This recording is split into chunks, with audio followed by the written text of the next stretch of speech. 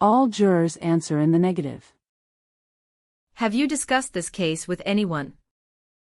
All jurors respond in the negative. Have you permitted anyone to discuss this case with you? All jurors respond in the negative. And have you conducted any research into this case? All jurors respond in the negative. And has anybody persisted in attempting to discuss this case with you? All jurors respond in the negative. Okay. And again, I appreciate your continued compliance with the court orders, so that you make a decision on the evidence and not on any extraneous, outside information. We are ready to proceed. Ms. Diener, you may call your next witness. The state would call Kathy Shank. Witness sworn. Okay. Would you please state your first and last name and spell both of them for the court reporter? My name is Kathy Shank, K-T-H-Y-S-J-N-K. And are you a Delphi native? I was originally from Flora. I lived in Delphi 40 years, and I'm now in Flora, yes. Okay, but you're very familiar with Delphi. Very familiar with Carroll County, yes. And how did you become familiar with Carroll County? Well, I was raised here, and I attended Purdue University for 4 years, and then, once I had graduated from Purdue. And so when you worked for 40 years with the Department of Child Services, was that servicing the area of Carroll County? Primarily, yes. And did that job involve you working in conjunction with or getting to know local law enforcement? I worked with them quite extensively during those years, yes. Now, in 2017, specifically February of 2017, were you still working for the Department of Child Services? No, I was not. Were you retired? Yes. I had left there after 40 years in 2011. Did you, at some point, become involved in assisting with the Abby and Libby death investigation? Yes, I did. And how did you become involved? I was in Florida in February and, when this horrible tragedy occurred, I think there was breaking news over my telephone, and I followed that through to the first press conference I believe that I saw. And because I had worked. And did you work as a volunteer at that point? Yes. And did you continue to volunteer up until the present time? Yes, I did. When you came to help with the case, tell us in what capacity you were helping in March of 2017. I was initially assigned to be, basically, a receptionist. And then would you pass that information along to law enforcement, the information of the name and contact number? Yes. We had what was called an information sheet at that time where I would write down their name and their identifying information and just a summary of what they would like to speak with a detective about, and then I would take that information upstairs, where the detectives were, and a detective would come down and speak with them at that time. This RMC building, was that a building that was normally used in relationship to police investigations, if you know? Not, obviously, not initially, it was their MC headquarters.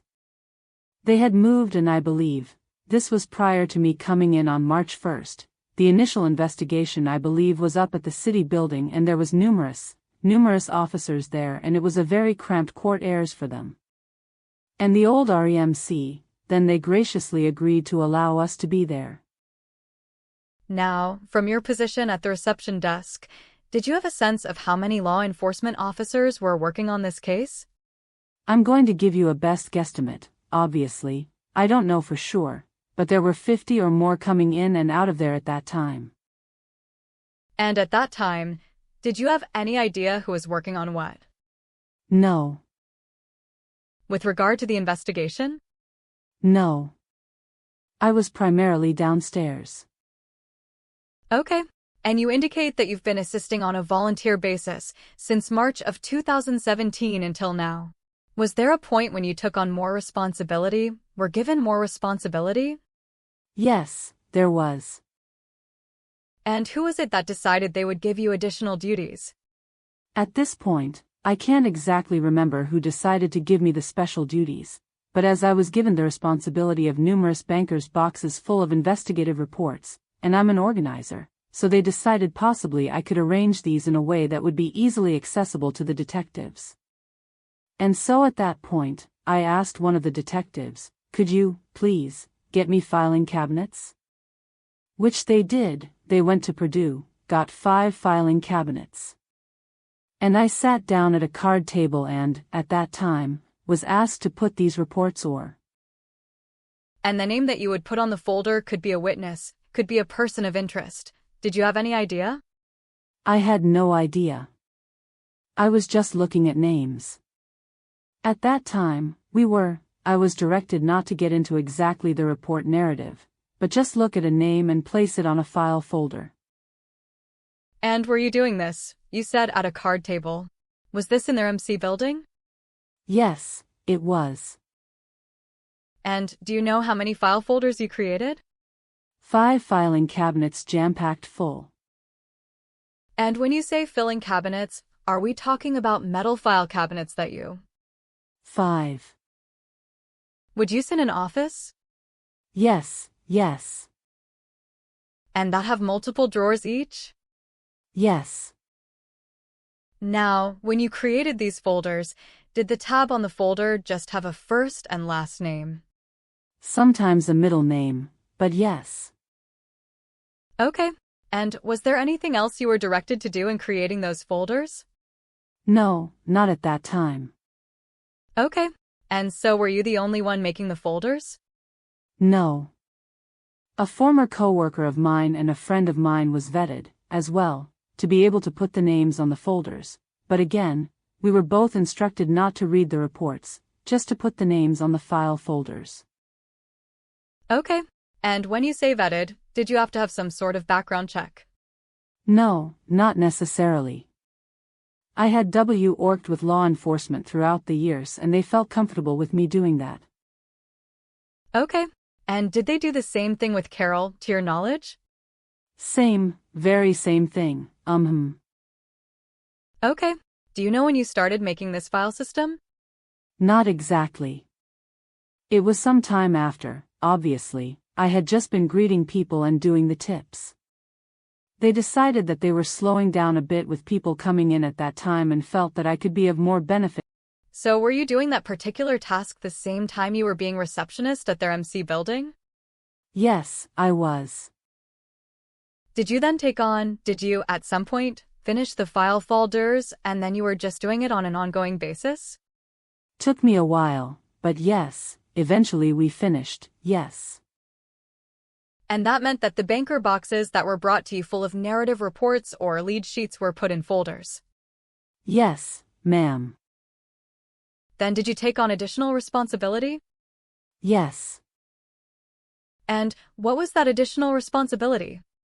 I was requested to enter narrative summaries that had been completed by various officers into a database. And how did you receive these narrative summaries? The narrative summaries were, many times, already, they were in the reports, and I was looking to put whatever narrative summary in there in that report at that time. And what were you doing that? Did it further organize the information by putting it into the database? The database required a covered lead section, and I was wanting to complete those sections, and that's what I was doing. Okay. So when a lead come in, how is it distinguished from another lead or in your database? It was distinguished by a numbering system. Okay. So did each lead get a number assigned to it? Yes, it did. And was that done within the database? Yes. Was this database used for cases outside of the Abby/Libby investigation? Absolutely not. And so you said you would enter narrative summaries into this database? Yes. Did you enter anything else into the database?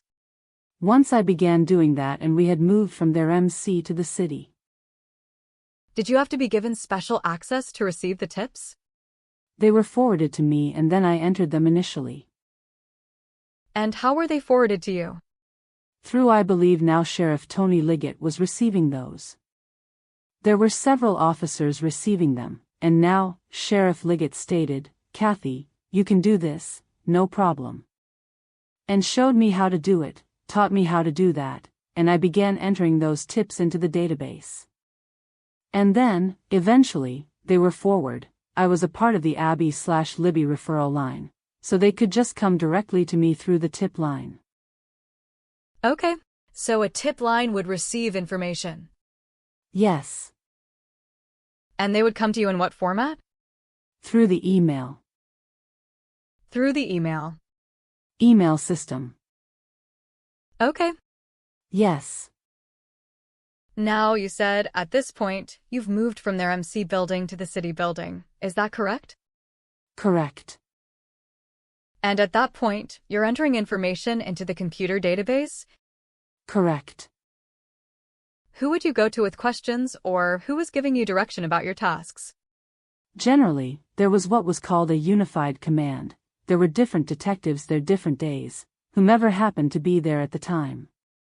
Tony Liggett, the current sheriff, was probably my main go-to person, but there were others that I would ask questions if I had questions, because it wasn't my responsibility only to look at them, it was their decisions to make.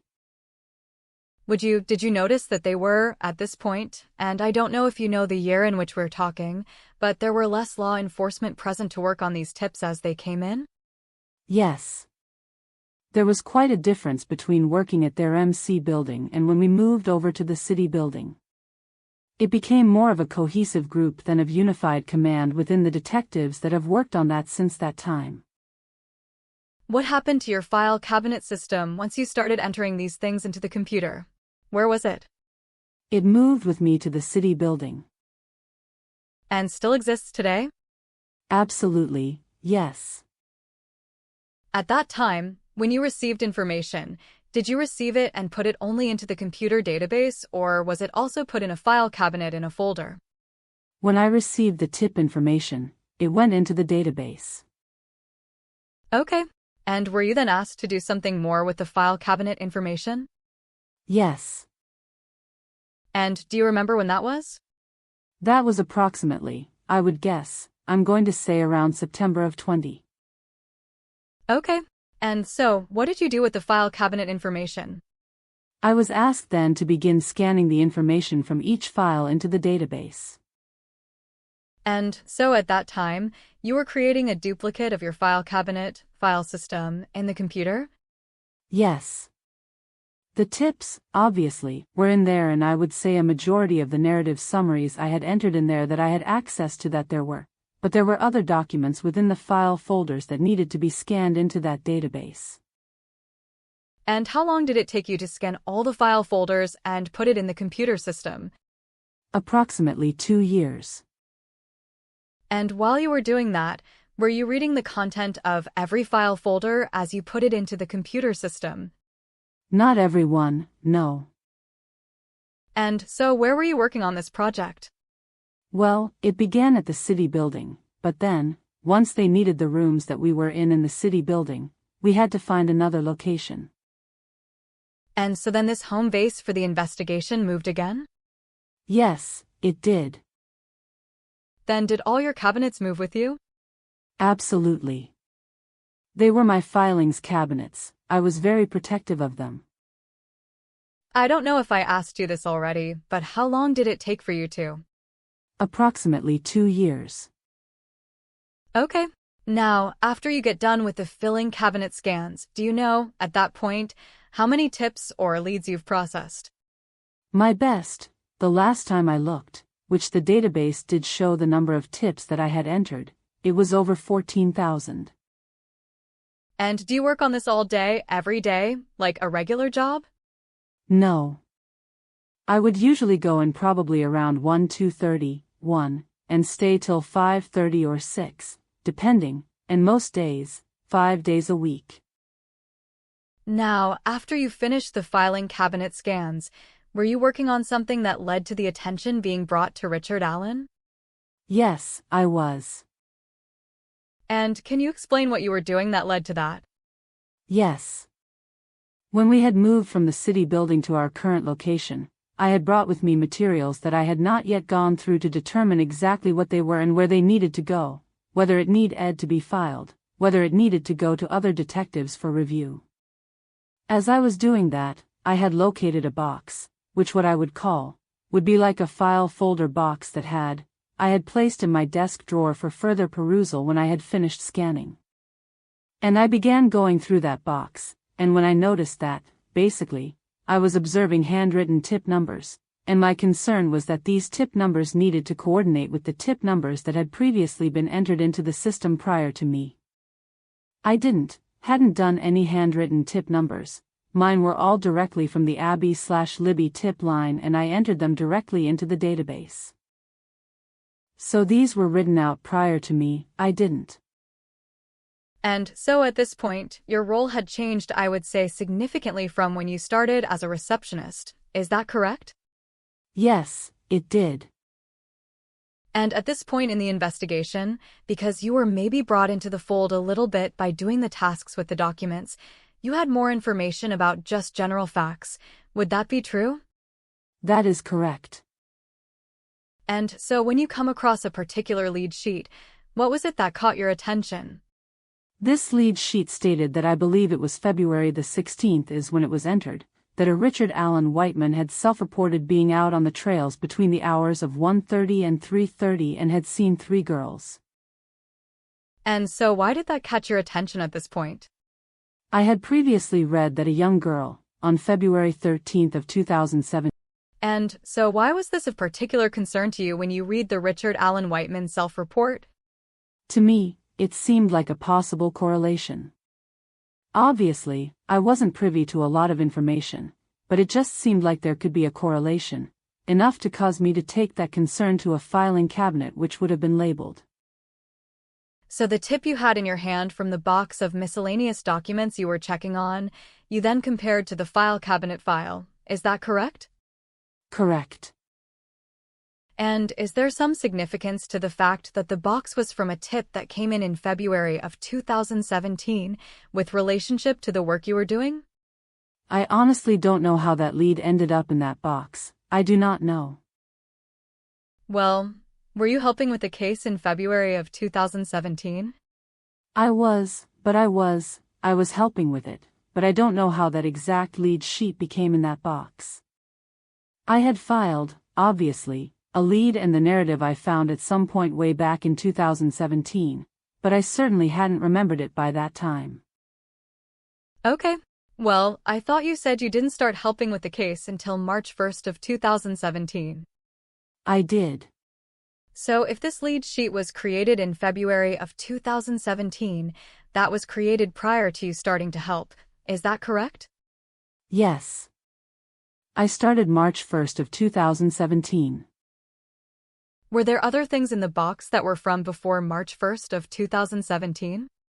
I assume so, because these handwritten tip numbers would have been done prior to my knowledge of that, because as I stated, when I received a tip on the Abby/Libby tip line, I would enter those directly myself. I did not write them down as far as that being my way of entering them. And so was it your understanding then that handwritten tip lead numbers existed before the database you were using? I assume so, or they were writing them in conjunction with, but I don't know that for sure. You don't know that, okay. So you go to the file and it's labeled Richard Allen Whiteman, with Whiteman as the last name. Correct. So it's filed under W? Correct.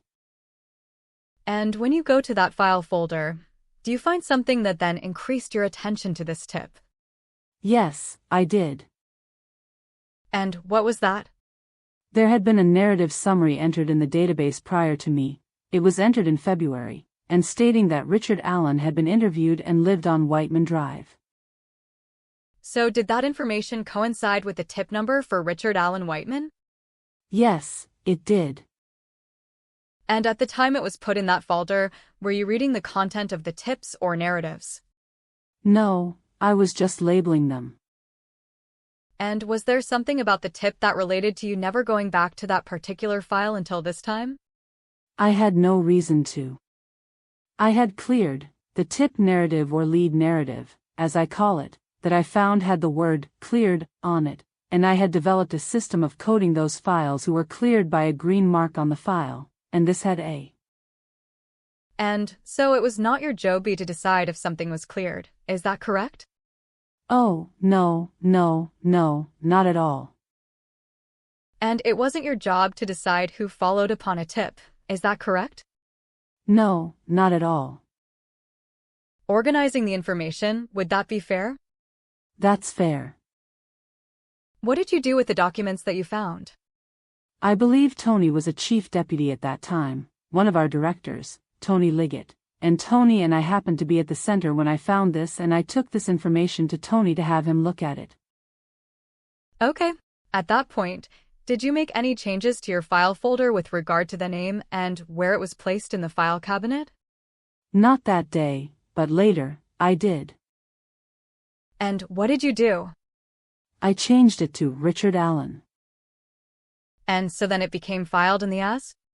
Well, it wasn't ever filed back in the filing cabinet. It was given to Tony Liggett at that time. Okay. Do you know when you made that discovery? Yes, I do.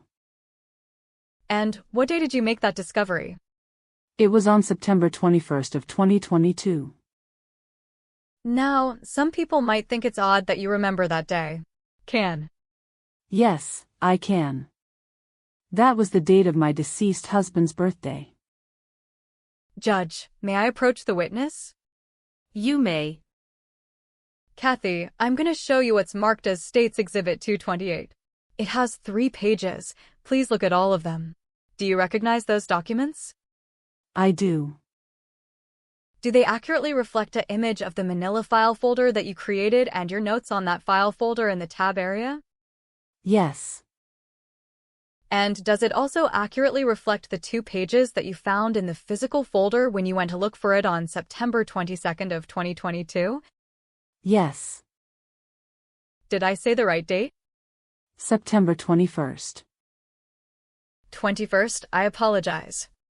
Yes. This was the initial sheet that I found, and then the second sheet was in the file folder. They were both in the file folder. This is the one I found in the box. Okay. The first one is the one you found in the box? Yes. Then you went in the folder and both of them were there? Yes. State would move to admit Exhibit 228 and publish it to the jury. No objection. All right. Without objection, 228's admitted, and you may publish. Judge, once the jury has had an opportunity to take a look at that, I would pass the witness. Okay. All right, Mr. Baldwin, you may cross. Thank you, Judge. I just have a few questions. Is it okay to call? What would you like me to call you? Kathy's fine. Kathy's fine. Thank you. My name's Andy Baldwin. Good to see you. Thank you. You have no idea if the information on exhibit, the third page I should say of Exhibit 228, which is this sheet. Yes. You have no idea if the information on there is accurate, do you? I wasn't there, no. You don't know if the person that reported here said, I was on the bridge from 12:30 to 1:30, or off of the bridge. You don't have any. I wasn't privy to that conversation, no. And in fact, there could be a mistake there. Would you agree it's possible? Anything. Objection, Judge. It calls for speculation. Sustained. There was a mistake made in this case related to the Richard Whiteman, correct? That's not, well, you don't know who that is. There is no Richard Whiteman, correct? I don't know. Well. I don't know that there's not a Richard Whiteman, but that wasn't the proper name that. Okay.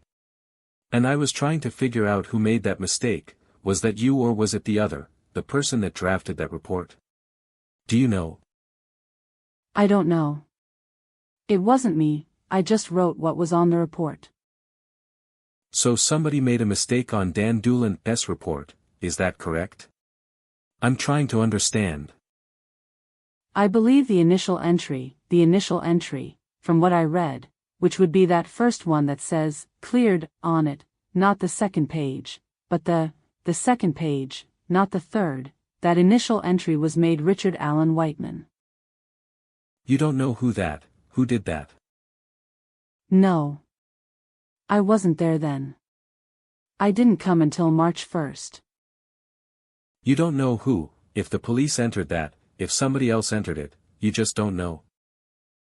Objection, Judge. Asked and answered. Sustained. You said you are an organizer, is that correct? I hope to be, yes. Details matter to you? Most generally, yes. Accuracy matters to you? Well, as best as I can control, yes. Especially when the stakes are high, like when you worked for what they called in the old days welfare, right? DCS, yes, correct. DCS now, the Department of Child Services. Those details matter. Of course they did. And they mattered in the Abby and Libby death investigation, as well. Of course they did. Just so the jury understands, 'cause there's got some stuff in here that they may not know about, like Orion, that's on the third page, or, yeah, on the third page, kind of in that, there's a thing that says Orion right here, if you can see that. Yes, I can see it. Do you know what Orion is? Yes, I do. What is Orion? It's basically a database. Okay. Is that the database you were putting information into? Yes. Okay. So I just want to be clear, 'cause I'm a little confused and I'm not, and I just want to be unconfused, okay? So there was a point in time where you... Yes, sir. But is that different than narrative reports? Yes, sir. Okay. Can you describe the difference between tips and narrative reports? Well, sir, tips are when we would receive there was an Abby/Libby tip line, and tips would come in through email. We did not have phone tips, they were coming in through email, and I was privy to receiving those on my work email. And as I would receive those, would enter those into the database. I see. All right. And so that's tips. That's tips. The other one was narrative. What's narrative? I called them narrative summaries, some people might call them reports. Narrative summaries work better for my lingo with the database. When a report was completed by an officer, when they had talked with someone of interest, written a report, then that was given to me to enter into a certain section of the database called covered leads, and I would literally type that in and enter it into there, and there it would be saved, and I believe that was what was done prior to me with the narrative in there, yes. Okay. Affirmative response. And is the narrative report section in Orion? Yes, sir. And the tips is also in Orion? Yes, sir. And you did both? Yes, sir. All right. And on page 3 of 228, that is not a tip it sounds like to me, that is more of a narrative report, is that correct? The bottom part is, yes. The top part was considered a tip that was entered to generate a lead, which would generate the narrative report. That was kind of the hierarchy of that, if that helps you understand. Kind of the combo of the two a little bit. That's the hierarchy. It would be a tip entered, and then, if the tip was deemed to be made a lead, that would be generated in the database, and then the lead would be assigned, not by me, but it would be assigned, and then that would be followed up by talking with a person of interest where the tip had come in, and then they would make a report or, as I called it, a narrative summary, and then I would receive that and I would enter that into the database. Okay. You're doing a great job of explaining. Do you know which came first, or did they come at the same time, page 2, where it says, let's see Leard, or page 3, where the narrative report is at the bottom? I really couldn't tell you that. It was put in the file, that's all I can tell you. Okay. You did see lots and lots, hundreds, thousands of tips, correct? Yes, sir. There was, to your knowledge, no other tip, if that is even called a tip, concerning Richard Allen. That is correct. And there was no other tip, to your knowledge, concerning even a Richard Whiteman. That is correct, not to my knowledge, no, not that I ever saw.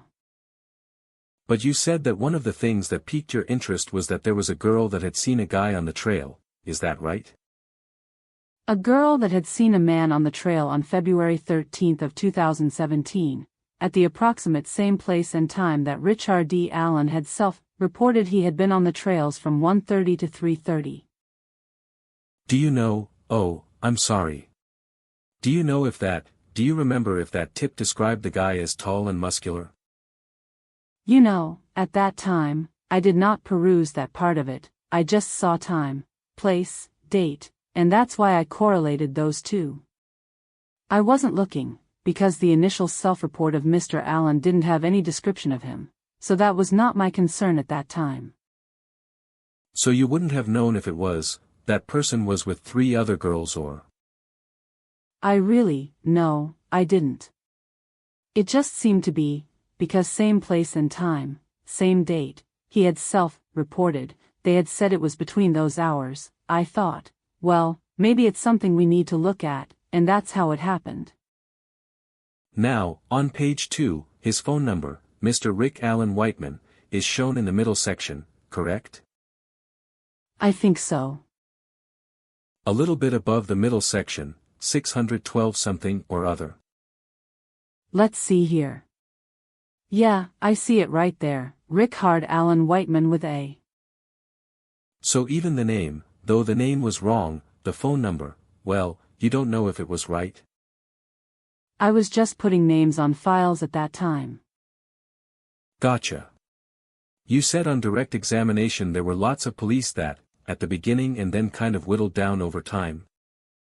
Yes, sir. Were there lots of different agencies involved in interacting with you? Yes, sir. County police. Yes. Delphi local police. Tony Liggett, for example. Well, Tony's Carroll County, but. Oh, Carroll County. Yes. Steve Mullen. Did you see him? Steve was the police chief at that time and, yes, he was there. So we've got Delphi local police, Carroll County police. State police. Yes, sir. Jerry Holman. Yes, Jerry was there, Some others. Some others, yes, sir. And then FBI, as well. I believe so. I was not privy initially to working with any of law. You said on direct though that once you moved into a certain building, it was more of a cohesive group. I was still in the back room, I wasn't out in the main room with them, and basically, was just doing what I was assigned to do. I wasn't a part of that team at that time. But yet you recognized that there was a cohesive group of law enforcement. There was yes, absolutely, And was FBI involved in that cohesive group of law enforcement, if you know? Objection, Judge. It's been asked and answered. She already said she was working in the back and did not have direct knowledge. Sustained. Judge, she said that she recognized it was a cohesive group, I think is how she put it. I want to explore it. And you have. Sustained. You said there were 14,000 tips and narrative tips just in, was that in the file cabinets, that was? I said through the database there was, when I would put in tips, I would notice, "This is your number," and I'm paraphrasing there. Yeah. And the last time I actually looked, it showed for me 14,000 plus tips I had entered over the years. You don't know if it ended up being 100,000 or... Well, obviously, they dwindled down over the year. They were coming in really, by the droves initially, but they started dwindling down some. But yes, I know there were 14,000 at one time, yes. And the tip? Not too long ago. I'm sorry, I keep interrupting you. The tips that you would receive, some of them would be, 'cause I've seen some of these, "This guy sounds, the guy on the bridge sounds like my neighbor." Yes. The guy looks like my neighbor. Yes, sir. Looks like my brother-in-law. Yes, sir. Yeah. Lots of people look like the bridge, the guy on the bridge in these tips. Yes, sir. Lots of people sounded like the guy on the bridge. Yes, sir. Did you have any memory of tips of a man in his 20s with brown, fluffy hair? Sir, I had so many, to ask me about individual ones, I just don't know that I could tell you that honestly. Well, you would remember if there was a tip about somebody walking down a road bloody, I would presume. I would imagine so, yes. See any tips about a man walking down 300 North westbound with blood all over him, like he'd been slaughtering a pig? I want to answer this honestly. I can't tell you that I remember a tip.